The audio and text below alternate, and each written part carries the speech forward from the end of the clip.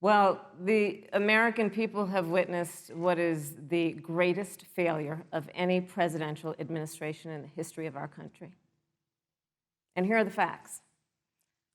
210,000 dead people in our country in just the last several months. Over 7 million people who have contracted this disease. 1 in 5 businesses closed. We're looking at frontline workers who have been treated like sacrificial workers. We are looking at over 30 million people who in the last several months had to file for unemployment. President Trump and I trust the American people to make choices in the best interest of their health. Joe Biden and Kamala Harris consistently talk about mandates, and not just mandates with the coronavirus, but a government takeover of health care, the Green New Deal, all government control. We're about freedom and respecting the freedom of the American people. Let's talk about respecting the American people. You respect the American people when you tell them the truth.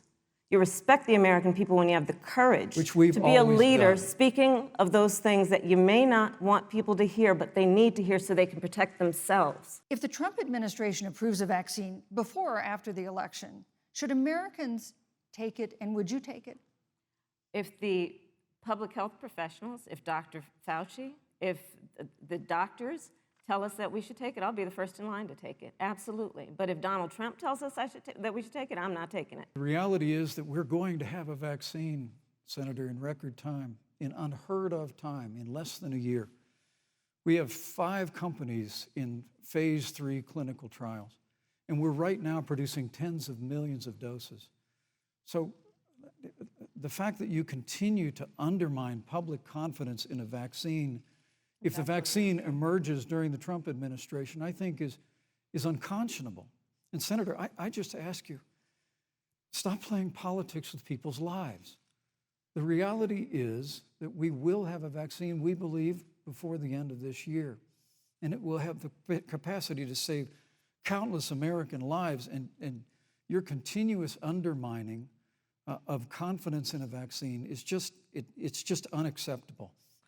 We now know, because of great investigative journalism, that Donald Trump paid $750 in taxes. When I first heard about it, I literally said, "You mean $750,000? And it was like, no, $750. We now know Donald Trump owes and is in debt for $400 million. And just so everyone is clear, when we say in debt, it means you owe money to somebody. And it'd be really good to know who the President of the United States, the Commander-in-Chief, owes money to, because the American people have a right to know what is influencing the President's decisions. But I think this is supposed to be a debate based on fact and truth. And the truth and the fact is, Joe Biden has been very clear. He will not raise taxes on anybody who makes less than $400,000 a year. He said he's going to repeal the Trump tax cuts. Mr. Vice President, I'm speaking. Well, wait. I'm speaking. It'd be important if you said the truth. Joe Biden said twice in the debate last week that he's going to repeal the Trump tax cuts. When you speak about the Supreme Court, though, I think the American people really deserve an answer, Senator Harris. Are you and Joe Biden going to pack the court if Judge Amy Coney Barrett is confirmed? I mean, there have been 29 vacancies on the Supreme Court during presidential election years, from George Washington to Barack Obama. Presidents have nominated in all 29 cases. But your party is actually openly advocating adding seats to the Supreme Court, which has had 9 seats for 150 years, if you don't get your way.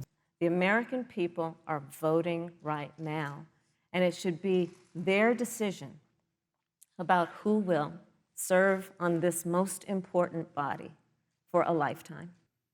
And I must tell you, this presumption that you hear consistently from Joe Biden and Kamala Harris, that America is systemically racist, and that, as Joe Biden said, that he believes that law enforcement has an implicit bias against minorities, is a great insult to the men and women who serve in law enforcement. And I want everyone to know, who puts on the uniform of law enforcement every day, that President Trump and I stand with you.